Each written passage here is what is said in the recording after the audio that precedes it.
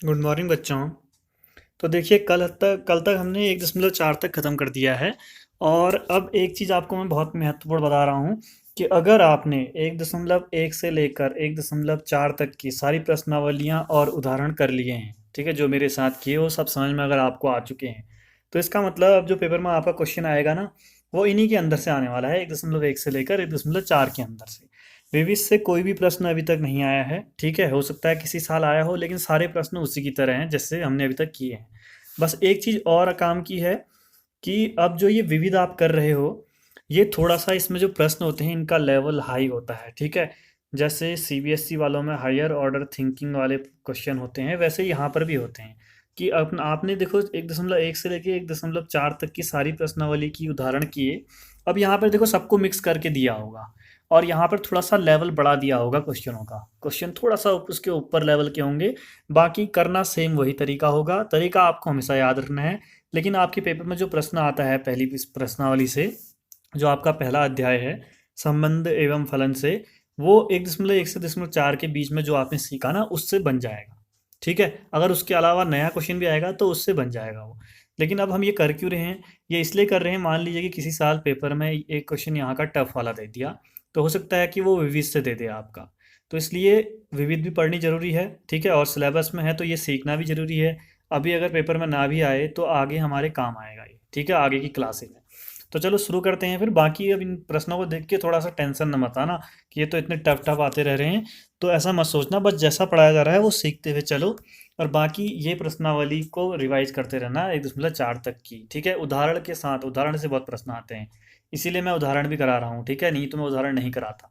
तो चलिए फिर देखते हैं इसमें क्या है विविध उदाहरण में। उदाहरण नंबर 41वां दिया है, यदि R1 तथा R2 दो आपके क्या हैं, ये संबंध हैं। ये समुच्चय ए में तुल्यता संबंध है अगर कह रहा है। समुच्चय एक एक समुच्चय है, कुछ अवयव होंगे इसमें। दो संबंध दिए हैं इसमें, एक R1 दिया है, एक R2 दिया है। R1 भी तुल्यता संबंध है कह रहा है, और R2 भी तुल्यता संबंध है। इसका मतलब R1 जो है वो स्वतुल्य भी होता होगा, तीन चीजें दिखाएगा, स्वतुल्य, सम्मित और संक्रामक। ऐसे R2 भी स्वतुल्य, सम्मित और संक्रामक तीनों ही होगा, ठीक है। यानी जो दोनों है ये R1 R2, ये दोनों के दोनों तीन तीन प्रॉपर्टीज को दिखाते होंगे, तभी ये तुल्यता होते होंगे, ठीक है। ये आपको दिया है, आपसे कह रहा है कि R1 इंटरसेक्शन R2 भी क्या हो, तुल्यता संबंध हो, ये सिद्ध करना है आपको। तो आपको R1 इंटरसेक्शन R2 के स्वतुल्य के लिए भी करना पड़ेगा, सम्मित के लिए भी, और संक्रामक के लिए भी, इन दोनों की मदद से। इंटरसेक्शन का मतलब जो दोनों में आता हो, कॉमन वाला, ठीक है, दोनों में आता हो। तो चलिए करके देखते हैं फिर कैसा है। थोड़ा देखो अलग तरह का प्रश्न दिखा होगा, लेकिन है नहीं अलग, ठीक है। तो मैंने ये लिख दिया, हमें दिया है और सिद्ध करना है। तो हमने स्वतुल्य पे आए तो हमने एक अवयव मान लिया एक समुच्चय का, जो समुच्चय हमें दिया है जिसके अंदर दोनों संबंध हैं। हमने बोला सबसे पहले जो हमें दिया था, R1 स्वतुल्य है और R2 भी, ये दोनों स्वतुल्य दिए थे। तो R1 स्वतुल्य है तो देखिए ए जो होगा वो R1 में होगा। अगर एक अवयव ए लिया है आपने, तो ए भी R1 में होना चाहिए, स्वतुल्य में यही होता है, ए का ए के साथ। और ए क्या होना चाहिए, R2 के साथ भी होना चाहिए, क्योंकि R2 में भी होना चाहिए, क्योंकि R2 भी स्वतुल्य है बोला है उसने, ठीक है। अब जरा मुझे बताओ, ए है जो, ये R1 में भी है और ए R2 में भी है, तो क्या ए कॉमन है ना। तो इसका मतलब ए क्या होगा, R1 इंटरसेक्शन R2 में भी होगा। समझ में आया, ए जो है वो R1 में है, क्योंकि ये दिया था हमें स्वतुल्य है। ए R2 में है, ये भी स्वतुल्य है, दिया था। दोनों को देखा तो हमने देखा कि ए जो है वो तो दोनों में आ रहा है, R1 और R2 में। तो हम चाहें तो इसको R1 इंटरसेक्शन R2 में भी लिख सकते हैं, क्योंकि इसमें कॉमन वाली चीज़ आती हैं और कॉमन दोनों में है ये। तो इसका मतलब R1 इंटरसेक्शन R2 क्या हो गया, स्वतुल्य हो गया, क्योंकि इसमें भी दिखा रहा है। कर दिया इसको, समीकरण ए मान लिया। सम्मित में आते हैं, दो अवयव चाहिए होते हैं, ए कॉमा बी हमने ले लिए, ठीक है। हमने बोला कि यहाँ पर R1 R2 सम्मित है, ये तो दिया है हमें, तो इसके बारे में लिखा फिर। R1 अगर सम्मित होगा तो इसका मतलब ए कॉमा बी अगर R1 में है, तो बी कॉमा ए भी R1 में होना चाहिए, इसका उल्टा सम्मित में यही होता है। तो ये हमें समीकरण है, ये हमें दिया है, ठीक है। और ये R2 भी अगर सम्मित है तो इसका मतलब ए कॉमा बी अगर R2 में है तो बी कॉमा ए भी R2 में होना चाहिए। समीकरण दो होगी। समीकरण एक और दो को देखो, आपको क्या दिख रहा है, A1 ए और बी, ये देखिए ए और बी R1 में भी हैं और R2 में भी हैं। तो हम इसको लिख सकते हैं ए comma B R1 intersection R2 में है, लिख सकते हैं क्योंकि कॉमन है। और तो ठीक ही है, आगे देखिए बी कॉमा ए R1 में भी है R2 में भी है, तो हम चाहें तो बी कॉमा ए R1 इंटरसेक्शन R2 में भी है, लिख सकते हैं, ठीक है। तो हमें क्या मिल गया कि यदि ये देखो, ये इसके लिए भी आ गया R1 इंटरसेक्शन R2 के लिए भी, तो हम लिख देंगे अतः R1 इंटरसेक्शन R2 सममित है। समीकरण बी मान लिया है। संक्रामक की ओर चलेंगे, संक्रामक में थोड़ा सा बड़ा होगा, आपको पता है। अब क्या कहेंगे, 3 अवयव लेंगे, A, B, C। ठीक है, आपने कहा सबसे पहले R1 संक्रामक है, अब दिया है प्रश्न में, क्योंकि स्वतुल्य दिया है तो तीनों ही चीज़ें होना चाहिए। ठीक है, तो इसके लिए हमने लिखा A, B अगर R1 और R2 दोनों में है, अगर साथ में ले लिया है, और B, C R1 R2 दोनों में हो, तो A, C भी R1 R2 में होता है, ये हमने बोला था, इसी तरह का होता है। ठीक है, इसकी परिभाषा तो हमने यहीं से लिखा कि अगर A, B R1 R2 दोनों में है, तो हम चाहें तो इसको R1 इंटरसेक्शन R2 में लिख सकते हैं। B, C R1 R2 दोनों में है, तो हम चाहें तो B, C को भी R1 इंटरसेक्शन R2 में लिख सकते हैं। तो आप बताइए कि, और यहाँ पर देखिए A, C R1 R2 में है, तो इसको भी हम A, C R1 intersection R2 में लिख सकते हैं। बना क्या, यदि A, B R1 R2 में हो, B, C R1 intersection R2 में हो, तो A, C भी R1 इंटरसेक्शन R2 में हो, इन दोनों को जिसको देखकर हमें ये मिल गया, इसका मतलब R1 R2 संक्रामक भी है। समीकरण सी मान लिया, और तीनों समीकरणों से R1 इंटरसेक्शन R2 क्या हो गया, तुल्यता संबंध हो गया, जब R1 और R2 भी क्या हो, तुल्यता संबंध हो तब। आया समझ में? बस करना क्या, देखो थोड़ा सा टफ लेवल बन गया है, करना वही तरीका है, कुछ अलग नहीं है, लेवल थोड़ा बढ़ा दिया है, प्रश्न थोड़े घुमा कर देने शुरू कर दिए हैं, लेकिन आप लोगों को ऐसे प्रश्न भी करने आने चाहिए। अगर आपने वो चारों एक्सरसाइज के मेथड सीखी होंगी प्रश्नों की, तो आप लोगों को ये आसानी से आ जाएगा। आगे देखते हैं फिर, चलिए 42वां। तो पहले 42वां है क्या उदाहरण, ये है, देख लीजिए। मान लीजिए समुच्चय ए के धन पूर्णांकों के क्रमित युग्म का एक संबंध R जो है वो किस तरह से, देखो आपको समुच्चय ए दिया है, धन पूर्णांक हैं ये सारे के सारे। धन पूर्णांक कौन से, 1, 2, 3 जो धनात्मक होते हैं ये वाले। ठीक है, आपसे बोल रहा है कि संबंध जो दिया है ना वो इस तरह से दिया है, यहाँ से यहाँ तक का है। ठीक है, R शुरू में अलग है, X, Y RU, V, अगर ऐसा कहीं दिखे बीच में R है और इधर इधर इन दोनों को जोड़ रहा है, तो ये किसके बराबर आएगा, आगे दिया है देखो, XV बराबर YU। यानी अगर आपको X, Y RU, V दिया हो, तो ये क्या आएगा, X जो होगा पहला वाला ये V के साथ गुणा हो जाएगा, XV बराबर, और जो Y है ये पहले वाले के साथ YU या UY का हो, तो देखो यही दिया है, XV बराबर YU। ये आपको संबंध XR का संबंध ये दिया है। आपको इस संबंध को तुल्यता संबंध दिखाना है, तीनों चीज़ें दिखानी पड़ेंगी। आप कैसे करना है, देखो थोड़ा सा घुमा कर दे दिया ना, है वही दिखाना है, वही है आपको, बस ये समझना है, ये दिया है, और हमें तुल्यता संबंध, स्वतुल्य के लिए हमने एक अवयव ले लिया। अवयव भी आप ऐसे ही जोड़े के रूप में लेना पड़ेगा, हाँ, ऑर्डर्ड पेयर के रूप में। देखो क्या लिखा है यहाँ पर, क्रमित युग्म के रूप में, या ऑर्डर्ड पेयर कहते हैं इसे, मतलब कि जोड़े के रूप में आपने, ठीक है, X, Y इस तरह से अवयव लेना होगा। तो हमने अवयव किस तरह से लिया, देखिए हमने अवयव लिया A, B के रूप में, एक ही अवयव है, ये दो नहीं है। ठीक है, तो हमने A, B को सतुल्य के लिए हमने दिखाना शुरू किया, तो A, B R A, B ही करेंगे। और आपको पता है इसका मतलब होता है पहला वाला लास्ट के साथ गुणा होगा AB, और दूसरा वाला पहले के साथ गुणा होगा BA, और ये बराबर होंगे। इस तरह से ऊपर जो संबंध दिया था इसको देखकर हमने ये रखा, आया। अब बताइए ए बी बराबर बी ए तो होता है ना, यानी ये सही बात है। अगर ये यहाँ पे नॉट इक्वल टू आता तो नहीं होता, ये बराबर आ रहे हैं, ए बी और बी ए तो बराबर होते हैं, तो आर स्वतुल्य हो गया। आगे बढ़ेंगे, सम्मित। सम्मित में दो अवयव चाहिए, ए बी और सी डी, दो अवयव लिए हमने इस तरह से। और आपको ये चीज़ दी होती है, यदि A B R C D दिया गया हो, यानी इसका मतलब ए डी बराबर बी सी, यही हुआ। ये दिया हो तो इसका उल्टा आपको दिखाना होता है।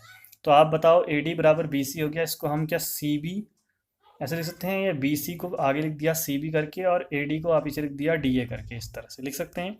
या आप एक काम करिए, आपको इतना कन्फ्यूजन होता है तो इसको छोड़िए, ये है तो आप उल्टा करके दिखा दीजिए, C D R A B बराबर, इसको हल कीजिए क्या आता है। ठीक है, तो करते हैं, चलिए देखते हैं फिर। ये चीज़ हमें दी है, ठीक है, हम क्या करते हैं, C D R A B, इसको हम इसी के बराबर ला के दिखाते हैं। तो हमने क्या किया, इसका मतलब हो गया सी वाला बी से गुणा होगा लास्ट वाले से, और दूसरा वाला पहले से डी ए से। ठीक है, ये हो गया। अब आपको पता है सी बी को मैं बी सी भी लिख सकता हूँ, और डी ए को मैं ए डी भी लिख सकता हूँ। अब बताइए, ये वही चीज़ तो है ना जो यहाँ पर हमको दी गई थी, जब ये और ये बराबर होगी तो इसका मतलब ये भी होगा आर में। भाई इतना सा आपने लिखना है, और फिर आप लिख देंगे आता है आर सममित है। इसको मत लिखना अगर आपको ज़्यादा कन्फ्यूजन। ये तो दिया है, आपने ये वाली चीज़ तो करके ये भी इसके बराबर आ गया, तो इसका मतलब जो ये हमारा आर है ये सम्मित हो जाएगा। लिखना ये चीज़ है, हाँ देख लेना एक बार। ठीक है, चलिए आगे बढ़ते हैं संक्रामक की ओर। संक्रामक में 3 अवयव ए बी सी डी और ई एफ लेने पड़ेंगे हमें ए के अंदर।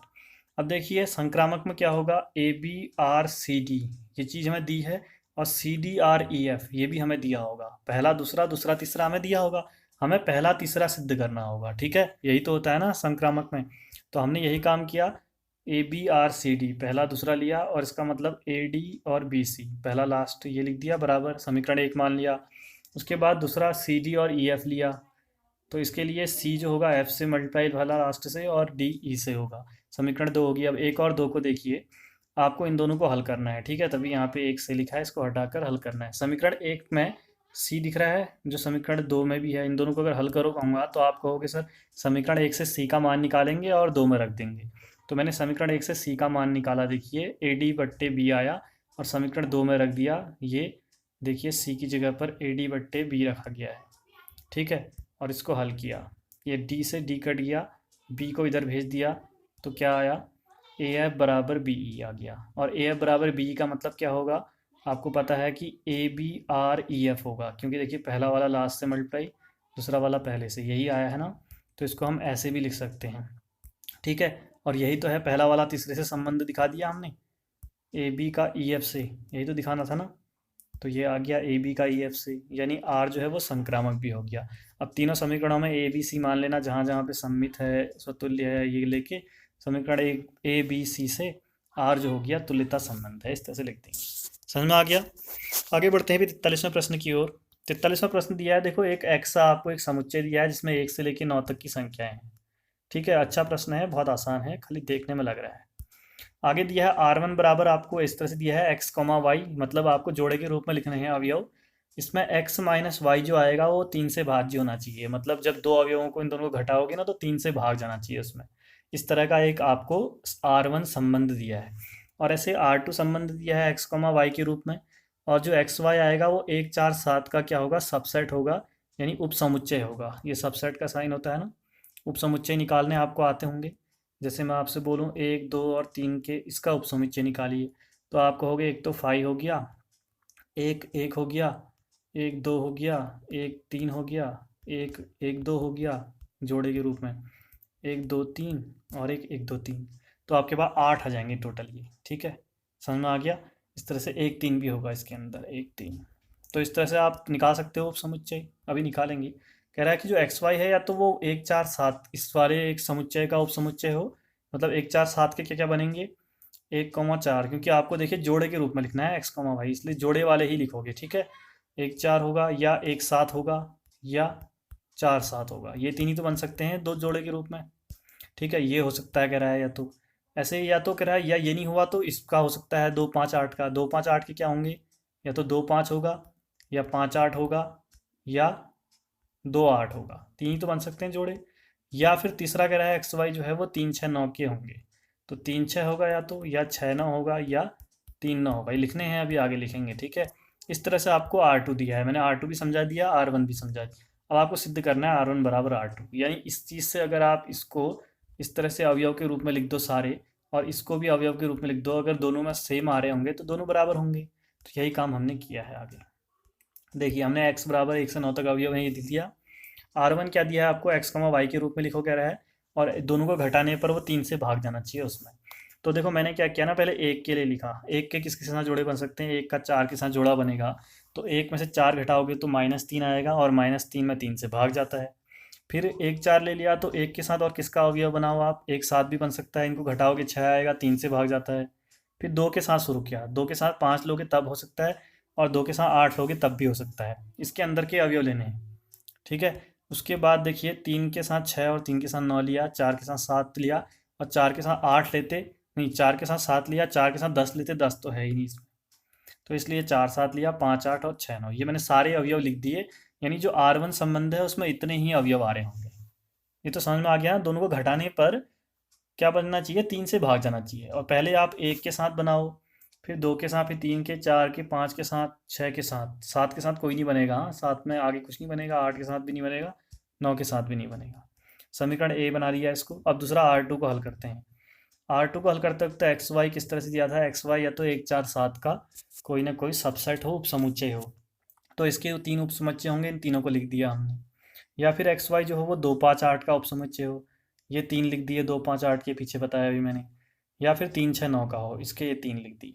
ठीक है, यानी जो R1 था वो ये था 9 अवयव, और R2 था ये 9 अवयव। देखोगे इस दोनों में सेम अवयव हैं। ठीक है, आगे पीछे हो सकते हैं 1 4 1 4 1 7 1 7, 2 5 2 5, 2 8, 3 6, ये रहा देखो 3 9, 4 7 ऊपर था, 5 8 ये रहा, और 6 9 ये रहा। बाकी मिलाओगे सेम आएगा। तो यानी ये समीकरण ए और बी से हमने देखा कि R1 और R2 क्या हैं, बराबर हैं। समझ में आ गया। बस इसमें काम किसका था कि उपसमुच्चय निकालना आपको आना चाहिए, जो ये दिया है, लेकिन वो भी जोड़े वाले, 2 जोड़े रूप में। ठीक है, उपसमुच्चय तो इसका 1 भी होगा, 4 भी होगा, 7 भी होगा, और ये खुद भी होगा 1 4 7, और 5 भी होगा 0 वाला। तो इतने और भी होंगे, लेकिन जोड़े के रूप में लिखना है कि x, y के रूप में लिखना है आपको। ठीक है, चलिए उदाहरण 44वां देखते हैं क्या है। पढ़ लो 44वां उदाहरण। 44वां उदाहरण दिया है आपको इस तरह से। f जो है एक फलन है, x से y में है। इस तरह से ये x है एक समुच्चय, एक y है, यहाँ से यहाँ f एक फलन है। आपको बोला है कि आपको एक संबंध R दिया है a, b, इसमें एफ ए बराबर एफ बी करके आपको इसको क्या दिखाना है, तुल्यता संबंध। कर लेंगे, आसान है, एक अवयव लेके करेंगे जैसे। ठीक है, वही 3 चीज़ें दिखाएंगे। ये है, ये मैंने लिख दिया है। ठीक है, एफ ए बराबर एफ बी आपको संबंध दिया है। अवयव आप एक्स के ए बी कुछ भी ले सकते हो, ए ले लिया जैसे। स्वतुल्य के लिए सबसे पहले आपने एक अवयव ए ले लिया, एक्स का अवयव। ठीक है, अब आपने क्या करना है, स्वतुल्य तो ए कॉमा ए बी इसमें होना चाहिए। ए कॉमा ए का मतलब क्या होगा, आपको यहाँ पे दिया है ए कॉमा बी का मतलब एफ ए और एफ बी बराबर होते हैं। तो ए कॉमा ए का मतलब क्या होगा, एफ ए और एफ ए बराबर होंगे। आपको पता है, हाँ एफ ए और एफ ए तो बराबर होते हैं, तो इसलिए ये स्वतुल्य हो गया। ठीक है, आगे बढ़ते हैं। सम्मित, 2 अवयव चाहिए, ए कॉमा बी ले लिया।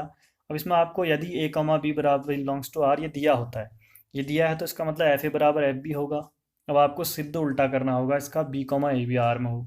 तो आपने इसी की मदद ली, इसको उल्टा लिख लिया, एफ बी बराबर एफ ए लिख सकते हैं, और एफ बी बराबर एफ ए है तो बी कॉमा ए बराबर बिलोंग्स टू आर हो जाएगा। समझ में आ गया, दोनों चीज़ सेम आ गई ना, यानी एफ सम्मित हो गया। या आप इतना लिखिए और उसके बाद बी कॉमा ए का वो निकालिए, एफ बी बराबर एफ ए। ठीक है, यह सबसे बेस्ट यही तरीका है। तो सम्मित भी हो गया। संक्रामक में जाएंगे, 3 अवयव चाहिए, और 3 अवयव के लिए आपको पता है कि 2 दिए होते हैं, ए बी आर में हो, बी सी आर में हो, तो आपको ए सी निकालना पड़ता है आर में। ए बी आर में होगा तो एफ ए बराबर एफ बी होगा, बी सी आर में है तो होगा तो एफ बी बराबर एफ सी होगा। ठीक है, ऊपर जो हमें परिभाषा दी है इस प्रश्न की, उसमें ही हमें दिया है आर के बारे में। दोनों समीकरण देखो, एफ ए एफ बी के बराबर है, एफ बी एफ सी के बराबर है। तो ये पहला दूसरा दूसरा घट जाएंगे। एफ ए एफ सी के बराबर भी होगा समीकरण 1 और 2 से, और 1 और सी के बराबर होगा तो ए कॉमा सी भी आर में होगा। तो इसका मतलब आर संक्रामक भी हो गया। आपने ए बी लिया, बी सी लिया और ए सी दिखा दिया ना, तो आपका संक्रामक हो गया, यानी आर जो है वो तुल्यता संबंध है। 46वें प्रश्न की ओर चलते हैं, और 19वां प्रश्न। 2 बहुत ही महत्वपूर्ण प्रश्न हैं। क्यों महत्वपूर्ण है, क्योंकि दोनों में आपको कुछ संख्या निकालनी है। इस तरह के प्रश्न 1 नंबर में आते हैं। 46वां प्रश्न देखिए क्या है। 46वें प्रश्न में आपसे पूछा गया है, ठीक है, यहाँ 44वां है। 46वां प्रश्न देखते हैं, उदाहरण 46वां। 46 ये रहा। 45वां आपको घर से करना है, आगे लिखे हैं मैंने। ठीक है, 45 में क्या करना है, आपको दिखाना है कि कौन साहचर्य है, कौन क्रम विनिमय है। 2 दिए हैं आपको, ए स्टार बी बराबर 1 दिया है, और ए स्टार बी बराबर ए प्लस बी बट्टे 2 दिया है। कल ही कराए हुए प्रश्न है, ये प्रश्न आसानी से आप लोग खुद कर लेंगे। ठीक है, अगला उदाहरण 46 में जो मैं कह रहा हूँ कि समुच्चय एक आपको दिया है, एक इक्वल टू 1 2 3। आपको बताना है इसमें कितने एक एक ही फलन बन सकते हैं, कितने ऐसे फलन बन सकते हैं इसके जो एक एक ही हों। ठीक है, तो ये आपको बताना है। जैसे मान लीजिए कि इसमें से आपने एक ले लिया, कि एक ले लिया इधर, ठीक है, एक दो, दो ले लिया, एक दो इधर ले लिया, और एक सेकेंड, एक फलन जो है सबसे सरल वाला, 1 2 3 यहाँ लिए, इधर भी 1 2 3 लिए। अब आपने एक को 1 से, 2 को 2 से, 3 को 3 से मिला दिया, तो एक फलन आपका ये बन गया। दूसरा आपका क्या बन गया, 1 2 3 लिया, इधर भी 1 2 3 लिया। अब 1 को 2 से मिलाया, 2 को 1 से मिलाया, 3 को 3 से, अलग अलग तरह से जोड़ा। एक का जो प्रतिबिंब है वो एक ही होना चाहिए, दो नहीं हो सकते, और वो भी अलग अलग होना चाहिए हर किसी का। इस तरह से कितने जोड़े बन सकते हैं, ये हुआ इसका मतलब, यानी कितने एक एक की फलन बन सकते हैं। तो इसकी क्या है आपको, कि आपके पास 3 अवयव हैं। सबसे सरल तरीका है कि 3 फैक्टोरियल कर दो, ये रहा, और इसको हल करो, 3 2 1 खोलोगे तो इस तरह से 6 आ जाएगा। 11 पढ़ा होगा आपने ये फैक्टोरियल, ठीक है, फैक्टर करना। तो ये हो गया, बस इतना सा है। आपको ये याद करना पड़ेगा, ठीक है, पेपर के समय, क्योंकि अब आप वहाँ पे ऐसा नहीं करोगे कि 1 2 3 आपने जोड़े बनाने शुरू किए, एक बार एक एक से जोड़ ले रहे हैं, एक बार ऊपर नीचे जोड़ रहे हैं, फिर और कॉम्बिनेशन बना रहे हो, करते रह जाओगे, वहाँ पर टाइम इतना नहीं रहेगा। तो आपको क्या करना है, सीधे से 3 फैक्टोरियल बराबर जितने अवयव हैं, अगर 10 अवयव दिए होंगे 1 से 10 तक, तो आप क्या करोगे, 10 फैक्टोरियल, और वहाँ ऑप्शन में जो होगा 10 फैक्टोरियल या उसको हल किया हुआ, वो आपका आंसर। एक तो ये आपको समझ में आ गया, जहाँ पर एक एक ही फलन के बारे में ही पूछा है, सिर्फ एक एक ही फलन, ठीक है। अगला आपसे एक बार द्विआधारी संक्रिया भी पूछ सकता है, कितनी द्विआधारी संक्रियाएं बन सकती हैं, जो कि आपका 19वां प्रश्न है। 19वां ही था, देखते हैं। हाँ, 19वां प्रश्न। इसमें आपको देखो क्या दिया है ना, ए कॉमा बी, एक आपको समुच्चय दिया है, कह रहा है इसमें कितनी द्विआधारी संक्रियाएं बन सकती हैं, ठीक है। कितनी द्विआधारी संक्रियाएं, जैसे एक हमने बना ली स्टार ए कॉमा बी, मैंने कहा इसका मतलब ए प्लस बी है, एक बन गई। ऐसे ही एक एक गुणा बी बना दी, एक कुछ और बना देंगे, ऐसे करके कितनी बन सकती हैं कह रहा है। तो 19वां प्रश्न हम देखते हैं। तो देखिए बनानी कैसे है, पहले इसका आप हल देख लीजिए। हमने ए बी के पहले कुल कितने कॉम्बिनेशन बनेंगे, ए बी ये है, एक दूसरा भी ए बी ले लेंगे, इसके साथ कितने बनेंगे, ए का ए के साथ, एक ए का बी के साथ, बी का ए के साथ, बी का बी के साथ, चार बन रहे हैं। ये चारों कॉम्बिनेशन बना लिए, ठीक है। तो अब द्विआधारी संक्रियाओं की संख्या कितनी होती है, जितने अवयव हैं इसमें दो, और जितने कॉम्बिनेशन बने हैं 1 2 3 4, वो घात में आता है, 2 की घात 4 यानी 16, इस तरह से आएगा। और आप बना के देखोगे तो इतने ही बनेंगे, अब इतने हम बनाएंगे नहीं अभी, लेकिन आपको ये ऐसे करके सीखना है, डायरेक्ट फॉर्मूले से याद रखना है, ठीक है। समझ में आ गया, द्विआधारी संक्रियाओं में तो जितने अवयव हैं उसकी घात जितने कॉम्बिनेशन बनेंगे, ठीक है, वो करना है आपने। और दूसरा, या एक और तरीका आपको सिखा देता हूँ इसका, डायरेक्ट समझाने के लिए लंबा किया है। जैसे ये आपको दिया है तो आप क्या करेंगे, दो अवयव, और ऊपर ये कितने इसके कॉम्बिनेशन बनेंगे, 2 गुणा 2, ठीक है। अगर मान लो 3 अवयव दिए होते ए बी सी, तो आपको पता है इसके कॉम्बिनेशन जब आप बनाते दो दो के, तो आपके 6 बनते, ठीक है। 6, 1 2 3, कितने बनते, ए का ए के साथ, ए का बी के साथ, ए का सी के साथ, 3 3 3, यानी 9 अवयव बनते। तो आप क्या करते, 3 अवयव हैं, इसकी घात 3 गुणा 3 होता, ऐसे करते, या सीधे 3 की घात 9 करते, वहाँ पे ऐसे 9 बनते। तो आप याद रखो, जितने अवयव आपको दिए होंगे वो अवयव, उसकी घात में उसी अवयव का वर्ग कर लो, या उसको 2 बार गुणा कर लो, ठीक है। ऐसे करके आप याद रखना। ये 19वां प्रश्न है, आप एक बार देख भी लीजिए अगर आपको डाउट है तो, कि कौन सा कह रहा हूँ मैं। चलिए, अभी तो फिलहाल इसमें फ़ोटो नहीं है, 19वां नहीं, हाँ 19वां ही होगा, इसमें नहीं है, ठीक है, इसमें नहीं है इसकी फ़ोटो। चलिए, जो भी है आपको समझ में आ गया ना, एक एक ही कितने एक एक ही संबंध होंगे ये निकालना, और कितनी द्विआधारी संक्रियाएं हो सकती हैं टोटल, ये करना, ठीक है। ये हो गया 19 तक का। उसके बाद देखिए 46 हो गया, 47वां उदाहरण। 47वां उदाहरण क्या कह रहा है, आपको ए बराबर 1 2 3 दिया गया है, इस तरह से आपको सिद्ध करना है कि ऐसे 4 संबंध आपको बनाने हैं जो जिनमें क्या हो, 1 2 और 2 3 ये दोनों अवयव तो आते ही हों, साथ में वो स्वतुल्य भी हो, संक्रामक भी हो, लेकिन सममित नहीं होना चाहिए, ठीक है। R1 बराबर ऐसे करके आपको एक संबंध बनाना है, 4 संबंध बनाने हैं, R1 R2 R3 R4, जिनमें क्या हो, ये 1 2 और 2 3 ये दो अवयव तो होने ही चाहिए साथ में, उसके अलावा स्वतुल्य भी होना चाहिए, संक्रामक भी होना चाहिए, लेकिन सममित नहीं होना चाहिए, समझ रहे हो। ऐसे 4 बनाने हैं। अब जब देखो यहाँ जब इनने हल किया है ना, तो इसमें इनने 3 है लिखा है, ऊपर लिखा सिद्ध कीजिए 4, और नीचे हल में 3 लिखा है, तो ये गलत है, इसलिए हम सही वाला हम करेंगे, 4 हम बना के दिखा देंगे तो सिद्ध हो जाएगा। तो हमने 4 बनाए हैं, ठीक है। ये यहाँ पर देखो पहला कैसे बनाया है, हमने लिखा क्या है, ए बराबर 1 2 3 है, इन्हीं अवयवों में है, आपको 1 2 और 2 3 तो होना ही चाहिए, हर बार होना चाहिए, और स्वतुल्य भी होना चाहिए, संक्रामक भी, लेकिन सममित नहीं होना चाहिए, और कुल 4 संबंध होने चाहिए इस तरह के। तो पहला संबंध हमने बनाना शुरू किया। हमने कहा सबसे पहले स्वतुल्य दिखाओ, कह रहा था, सबसे पहले तो ये दो अवयव होनी चाहिए कहा, तो दोनों लिख दिए। ठीक है, उसका सतुल्य। अब देखो तीन अवयव हैं, तीनों सतुल्य होने चाहिए, तो एक एक, दो दो और तीन तीन, ये तीनों भी होंगे इसमें। सतुल्यता में हमने पढ़ रखा है। ठीक है, अगर ए उसमें हो अवयव किसी समुच्चय में, तो ए और बी हो तो बी बी, सी सी भी होना चाहिए, स्वतुल्य होगा। तो सतुल्यता के लिए ये तीनों लिख दिए। संक्रामक के लिए हमने, जब एक दो और दो तीन तो लेने ही हैं आपने, जब एक दो और दो तीन अगर आपको दिया होगा, तो एक और तीन भी तो उसी में होगा, संक्रामक में यही तो होता है। 1,2 अगर इसमें हो आर में, और 2,3 भी आर में हो, तो 1,3 भी होगा, यही तो संक्रामक का नियम है। तो इसलिए हमें 1,3 भी लेना पड़ेगा, तो यानी संक्रामक हो गया। देखो सम्मित नहीं होना चाहिए। सम्मित नहीं कैसे है? अगर आपके पास देखो एक और दो है, तो दो और एक भी होना चाहिए था, तो दो और एक मैंने लिखा है, नहीं लिखा है। दो और तीन है तो तीन और दो भी होना चाहिए था, नहीं लिखा है। एक और तीन है तो तीन और एक भी होना चाहिए था। अगर ये तीनों होते तो ये सम्मित भी होता। अगर तीन में से देखो एक भी होता ना, तो नहीं होता सम्मित। इसलिए पहले हमने शुरुआत की जिसमें तीनों ना हो। अब देखो एक संबंध तो हो गया जिसमें ये तीनों सम्मित वाले ना हो। इतने अवयव तो हर किसी में होने हैं। ठीक है, उसके अलावा एक्स्ट्रा क्या आएंगे? देखो एक बार में हम लोग दो और एक को ले लेंगे इसमें, तो एक और दो के लिए दो और एक तो है सम्मित। लेकिन सम्मित का नियम क्या है? सभी अवयवों के लिए सम्मित होना चाहिए। समझ रहे हैं ना? तो क्या करेंगे, इतने अवयव तो लिखेंगे ही, एक बार दो और एक लिख देंगे। ठीक है, और एक बार दो तीन का उल्टा तीन दो लिख देंगे, और एक बार एक तीन का उल्टा तीन एक लिख देंगे। ठीक है, ये रहा। तीन एक चाहो तो तीन एक लिख सकते थे। ठीक है, या तीन एक लिख लेना, या दोनों को साथ में लिख दिया जैसा मैंने, वो भी ज़्यादा सही है। ठीक है, एक ही बात है। तो ये बाकी सारे अवयव वही, ये वाला लिख दिया, वही, ये वाला लिख दिया, वही, इन दोनों को साथ में लिख दिया।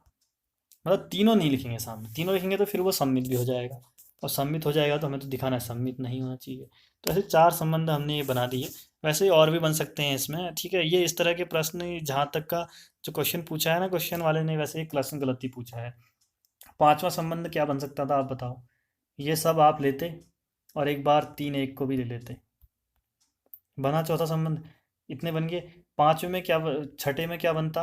देखो अब दो दो के जोड़े में एक बार आपने दो और एक और तीन दो को लिया है, तो ये तो सेम लेते। एक बार एक जोड़ा और भी तो बन सकता था, दो एक और तीन एक का बन सकता था। और एक और बन सकता था R7। क्या बन सकता था? दो एक तीन दो का बन गया, दो एक तीन एक का बन गया, तीन एक और तीन दो का बन सकता था। यानी सात संबंध बन सकते थे। अब इसने लिखा है चार करो सिद्ध, तो चार ही करते हैं। अब वहाँ वो बुक में देखो उसने तीन ही दे रखा है। ऊपर लिखा है चार सिद्ध करो, नीचे कह रहा है तीन ही है। सिद्ध करो का मतलब तो होने ही चाहिए। ठीक है, अब जिस हिसाब से मैंने ये इसमें पूछा है उस हिसाब से आपको ये चार बताए हैं। बाकी आप सात के साथ बनाकर नीचे लिख सकते हो। ठीक है, एग्जाम में आए तो कोई भी चार आप लिख दोगे तो चल जाएगा। ऐसा ही एक और प्रश्न है, 48वां था, ये कौन सा था? 47वां। तो 48वां भी सेम है, उसमें भी बात वही आती है। ठीक है, देखते हैं। कह रहा है सिद्ध कीजिए समुच्चय एक दो तीन है आपके पास, आपको एक दो और दो एक को लेना है। अंतर्विष्ट मतलब उसमें अंतहित होना चाहिए, मतलब उसमें ये दोनों भी होने चाहिए। ऐसे कितने तुल्यता संबंध हैं? दो हैं कह रहा है। तुल्यता मतलब वो स्वतुल्य भी हो, सम्मित भी हो, और संक्रामक भी हो। तीनों चीज होनी चाहिए साथ में। एक दो दो और दो एक, ये दोनों अवयव भी होनी चाहिए। और ऐसे टोटल कितने संबंध होने चाहिए आपके पास? कह रहा है दो संबंध होने चाहिए। तो अब हम बना के दिखा रहे हैं कौन से। तो ये है। तो मैंने कहा कि एक दो और दो एक भी होना चाहिए, और तुल्यता होनी चाहिए। तुल्यता का मतलब तीनों चीज होनी चाहिए। ठीक है, और दो ही संबंध होंगे ऐसे। तो दो बना दिए हैं, आप देखिए कैसे बनाए हैं। हमने क्या किया, सबसे पहले स्वतुल्य बनाया।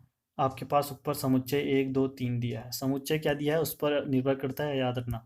ये दिया है तभी इसके अवयवों को देखो। स्वतुल्य के लिए एक एक दो दो तीन तीन होना ही चाहिए। सम्मित के लिए एक दो है तो दो एक भी होगा, और दो तीन है तो तीन दो भी होगा, और एक तीन है तो तीन एक भी होगा। सम्मित हो गया। संक्रामक के लिए एक दो है, दो तीन है तो एक तीन भी होगा, ये हो गया। ठीक है, तो संक्रामक भी हो गया ये। तो एक तो ये बन सकता है जिसमें सारे अवयव ले लिए। दूसरा क्या बन सकता है कि आप एक एक एक दो दो तीन तीन को लो, और इसमें से एक ही जोड़े को ले लो, एक दो और दो एक को। अब आप क्या कहोगे? देखो एक दो और दो एक को लिया ना हमने, स्वतुल्य तीनों से हो गया। सम्मित किससे होगा? एक दो है तो दो एक भी है उसका उल्टा है। तो जो पहले क्या होता है, यदि A1, 2 बिलोंग्स टू आर, तभी 2, 1 बिलोंग्स टू आर दिखाना पड़ता है। मतलब एक चीज दी होती है हमें, यानी एक दो दिया है तब दो एक ले रहे हैं। अब बताओ यहाँ पर दो तीन दिया है क्या इस वाले R2 में? नहीं दिया है तो 3 2 नहीं होगा, और 1 3 दिया है क्या, नहीं दिया है तो 3 1 भी नहीं होगा, यानी वो बाकी के अवयव इसलिए नहीं है, और तब भी ये सममित भी है। समझे। और संक्रामक में कैसे होगा, आपको 1 2 दिया है, 2 1 दिया है, पहला दूसरा दूसरा तीसरा, तो आपके पास पहला और तीसरा भी होगा ना, इन दो को ध्यान देना, इन तीनों को, 1 2 और 3, इन तीनों से संक्रामक बनाएंगे हम। हमने एक अवयव 1 2 लिया, एक अवयव 2 1 लिया। अब ये पहला दूसरा दूसरा तीसरा है, तो पहला पहला भी तो होगा, 1 कॉमा 1 भी होना चाहिए, और 1 कॉमा 1 है इसमें, यानी संक्रामक भी है ये। समझ में आया। अब ऐसे और भी बन सकते थे इसमें, ठीक है। अब बनाने के लिए इसने इतने बना के दिए हैं दो, लेकिन ऐसा नहीं है, इसमें संबंध और भी बना सकते हो आप। कैसे, आपने 1 2 2 1 लिया था ना, एक बार आप इन दोनों को ना लेकर 1 3 और 3 1 को ले लो, ठीक है। और एक बार आप इनको ना लेकर 2 3 और 3 2 को ले लो, तब भी तो बनेंगे, तीनों कंडीशनों में बन सकता है। यानी R3 R4 यानी 4 संबंध बन सकते हैं यहाँ पर। अब उसने बोला बुक के हिसाब से, तो हम उसके हिसाब से उतना ही ले रहे हैं, लेकिन आप चाहो तो उन चारों को लिख लेना। R1 R2 R3 में आपका 1 3 3 1 होगा, इन दोनों की जगह ये तीन तो होंगे ही, ठीक है। और R4 में क्या होगा, ये तीन तो होंगे ही, 2 3 और 3 2 हो जाएगा, तब भी। समझ में आ गया। इतनी चीज़ें होंगी। आगे बढ़ते हैं फिर। 50वां उदाहरण। 50वें उदाहरण में क्या दिया है, अब जरा आप इसको किताब में देखोगे ना तो परेशान हो जाओगे, बहुत अजीब सा लिखा है, लेकिन करने में आसान है। 50वें में क्या लिखा है आपको, आई एन, एन से एन में आपको ध्यान रखना है कि ये नेचुरल नंबर यानी प्राकृतिक संख्याओं से प्राकृतिक संख्याओं में है, 1 2 3 4 ऐसी संख्याएं होंगी। आगे इसमें आपको आई एन एक्स बराबर एक्स दिया है, यह आपको दिया है फलन, और आपको दिखाना है कि आई एन आच्छादक है, इसको आच्छादक दिखाना है। और दूसरा एक और फलन दिया है, I N plus I N X बराबर 2x दिया है, डायरेक्ट देखिए, बाकी बीच का खाली फालतू है, ये भी है। और आपको क्या दिखाना है ना, आई एन को तो आच्छादक दिखाना है, और I N plus I N या 2x वाला जो है इसको आच्छादक नहीं है दिखाना है, बाकी सब फालतू का है, ये कुछ नहीं है नीचे का काम का। बस आप याद रखना, आई एन बराबर एक्स दिया है और इसको आच्छादक दिखाना है, I N plus I N of X बराबर 2x दिया है, इसको आच्छादक नहीं दिखाना है। तभी मैं कहता हूँ कि जब प्रश्नों को पढ़ो तो फालतू चीज़ों को साइड रख लो, जो आपके काम प्रश्न हल करते समय नहीं आ रही है। देखो फालतू कुछ भी नहीं है, प्रश्न में जितना लिखा है, हर एक चीज़, हर एक लिखे हुए वर्ड का अपना अपना महत्व है। लेकिन हमारे पास पेपर देने हम जब जा रहे हैं तो हमें पता है कि हमारे पास समय इतना नहीं है कि हम वहाँ भी पढ़ें भाई पूरा का पूरा प्रश्न, ठीक है। घर में हम पढ़ सकते हैं, तो पेपर में सिर्फ आपको काम की चीज़ें लिखनी है। एक तो ये एन से एन में हो रहा है, ये लिखना है। दूसरा आई एन एक्स बराबर एक्स, इसको अच्छा भी दिखाना है, सिद्ध कीजिए। और दूसरा I N plus I N of X बराबर 2x, इसको आच्छादक नहीं है दिखाना है, बस, बाकी फालतू नहीं लिखना। अब आपको पता है आच्छादक में जब हम दिखा रहे हैं आई एन एक्स बराबर एक्स इसको, तो इसको हमें y लेना पड़ता है, एफ एक्स बराबर वाई लेते थे जैसे ही, फिर आई एन एक्स की जगह इसका मान रख दिया एक्स बराबर वाई। और आपको पता है जब ये रखते हैं तो x का मान निकालते हैं, और ये n में होना चाहिए, जो ऊपर दिया है n से n में है, ठीक है। तो इसी n में होना चाहिए, तो बताओ अगर आप y की जगह n कोई भी वास्तविक संख्या रखोगे तो x भी तो वास्तविक संख्या ही आएगी, यानी बिलोंग करेगा, तो आई एन एक्स आच्छादक हो गया। दूसरा वाला क्यों नहीं हुआ, क्योंकि उसमें हमने I N plus I N X, इसको y लिया, इसको 2x रखा, इसमें आपको x निकालना है y/2। अब बताओ y की जगह पर अगर आप n रखोगे, n से n में है ना, पहला वाला n x होता है, दूसरा वाला y होता है, पहले ही पढ़ाया था 1.2 में। जब आप y की जगह n में से 1 2 3 4 रखोगे, जब 1 रखोगे तो x बराबर 1/2 आएगा, 1/2 n में होगा क्या, होता है प्राकृतिक संख्या है, 1/2 नहीं है, तो इसलिए नॉट बिलोंग्स टू n होगा, इसलिए ये आच्छादक नहीं है, ठीक है। जबकि यहाँ पर दोनों बराबर आ रहे थे, तो यहाँ आच्छादक है। समझ में आ गया होगा, आसान है, कोई टफ नहीं है, ठीक है। ये हो गया। 51वां प्रश्न देख लीजिए, लास्ट उदाहरण। उदाहरण में लिखा है एफ एक्स बराबर साइन एक्स दिया है, आपको दिया है 0 से π/2 तक का। आपने sine x cos x ten x पढ़ी है, टेबल 11 में, कक्षा 11 में त्रिकोणमिति पढ़ी होगी, उसमें आपने साइन एक्स की वैल्यू देखी होंगी। साइन 0 की वैल्यू 0, साइन 30 इसको π/6 बोलते हैं, इसकी वैल्यू कितनी होती है 1/2। इस तरह से आपने π/2 मतलब 90 तक का, 90 डिग्री तक देखी होंगी वैल्यू, ठीक है। सारी वैल्यू सब अलग होती हैं, 1/√2, √3/2, फिर 1 आता है। ऐसे कॉस एक्स में इसका उल्टा 1, √3/2, 1/√2, सब अलग हैं अपने आप में, कोई भी एक लाइन में सेम नहीं है। यही चीज़ बता रहा है कि जो साइन एक्स है, एफ एक्स बराबर साइन एक्स, और जी एक्स बराबर कॉस एक्स, ये 0 से लेके π/2 तक ही देखना है आपको, हाँ, उसके आगे नहीं देखना है इसको भी। तो आपको बताना है एफ और जी एक एक की हों, और एफ प्लस जी एक एक की ना हो, ठीक है। एफ प्लस जी किस तरह का होगा, जब एफ आपको दिया है साइन एक्स, जी आपको दिया है कॉस एक्स, तो एफ प्लस जी क्या होगा, sign X plus cos x. इसको दिखाना है एक एक की नहीं, और इसको एक एक की दिखाना है, इसको भी एक एक की दिखाना है। हमने काम की चीज़ें लिख ली। क्या लिखी काम की चीज़ें? देखो एफ एक्स बराबर साइन एक्स लिखा, और 0 से π/2 तक का वैल्यू रखोगे तो आर के अंदर आएगा, ये दिखाना है। और 0 से π/2 का रखोगे तो आर के अंदर, यानी वास्तविक संख्या आनी चाहिए। ठीक है, ये चीज़ है जी एक्स। अब एफ और जी को एक एक ही दिखाना है, एफ प्लस जी को नहीं। तो पहले हम एफ एक्स बराबर साइन एक्स के लिए जाते हैं। इसमें क्या दिया होता है, अगर एफ एक्स वन बराबर एफ एक्स टू मान लें, यानी साइन एक्स वन बराबर साइन एक्स टू रख दिया मान, ये मान है, तो ये कब बराबर आएंगे, साइन एक्स वन बराबर साइन एक्स टू, 0 से π/2 के बीच की बात हो रही है, उसके आगे नहीं हो रही। बताओ, अगर आपको पता है साइन 30 डिग्री की वैल्यू 1/2 होती है, तो हमेशा साइन 30 डिग्री की वैल्यू ही 1/2 होगी। इस 0 से लेके 90 डिग्री के बीच में क्या दो वैल्यू कभी भी बराबर आती हैं? नहीं आती। कब बराबर आती हैं? जब इधर भी साइन 30 कह दे आपसे, और इधर भी साइन 30 डिग्री कह दे, तो आप कहोगे हाँ ये भी 1/2, ये भी 1/2। तो यही हमने लिखा है कि अगर साइन एक्स वन बराबर साइन एक्स टू हो, तो यानी जो ये 30 और 30 है ना, ये बराबर होंगे तभी ये चीज़ होगी, नहीं तो नहीं होगी। कब तक? 0 से π/2 तक, उसके आगे नहीं जाओगे। क्यों? क्योंकि आपको पता है साइन 0 की वैल्यू भी 0 होती है, साइन पाई की वैल्यू भी 0 होती है, साइन 2π भी 0 होता है, साइन 3π भी 0 होता है। अगर हम आगे को जाएंगे तो फिर एक एक ही नहीं होगा, क्योंकि फिर साइन 0 और साइन पाई तो बराबर हैं, लेकिन 0 और पाई बराबर नहीं होते। इसलिए उसने 0 से π/2 तक ही देखने को कहा है, क्योंकि हमको टेबल 0 से π तक देखनी है, तो हमको छोटी सी 0 से π/2 तक वाली टेबल को देखना है, जो हम 10th क्लास से पढ़ते आते हैं। समझ में आया? तो इसलिए हमने लिखा कि ये बराबर होगा, तो ये भी बराबर होगा इसके लिए। फॉर ऑल का ये साइन है, इंग्लिश में फॉर ऑल लिखते हैं, यानी सभी मानों के लिए जो इसके अंदर आ रहे हैं 0 से π/2 के बीच में। ऐसे जी एक्स बराबर cos x, g x one बराबर g x two, cos x one बराबर कॉस एक्स टू, ये रख दी वैल्यू। ये कब होगा? जब एक्स वन बराबर एक्स टू। कॉस में भी सेम होता है, 0 से π/2 तक, यहाँ से यहाँ तक का कोई भी मान आप देखते हो, √3/2, एक √3/2, 1/√2, 1/2 और 0, कोई भी मान बराबर नहीं आ रहा। कब बराबर आएगा? जब दोनों जगह पर 30-30 डिग्री दिया हो या 60-60 डिग्री दिया हो। तो हमने ये भी सेम लिख दिया, यानी ये भी एक एक ही हो गया, यहाँ लिख लोगे एफ एक एक ही है, अतः अतः जी एक एक ही है, ये लिख लेना आप। ठीक है, इन दोनों लाइन में F plus G of X, यानी ये sine X plus cos X, ये होगा फलन। इसको हल किया। देखो एक बार हमने जीरो के लिए निकाला, जीरो रखा तो साइन 0 कॉस 0, साइन 0 के लिए 0, कॉस 0 1, जोड़ के 1 आया। π/2 रखा तो साइन π/2 कॉस π/2, साइन π/2 1 होता है, कॉस π/2 0, तो 1 + 0 1 बराबर आ रहे हैं। यानी एफ प्लस जी ऑफ 0 और एफ प्लस जी ऑफ π/2 दोनों का मान एक आ रहा है, तो दोनों बराबर आ रहे हैं, आ रहे हैं। अब दोनों बराबर आ रहे हैं, तो इसके अंदर जो ये एक्स है ये भी बराबर होना चाहिए 0 और π/2। अब ये तो बराबर नहीं है ना, नॉट इक्वल टू, यानी ये एक एक ही नहीं है, एफ प्लस जी। बस इतना सा था आप लोगों का काम। पहला उदाहरण नंबर 45 मैंने बताया था अभी, वो करना है घर से। पहला प्रश्न, दूसरा प्रश्न, तीसरा प्रश्न, पांचवा और 11वां। ठीक है, तो देखते हैं कौन कौन से।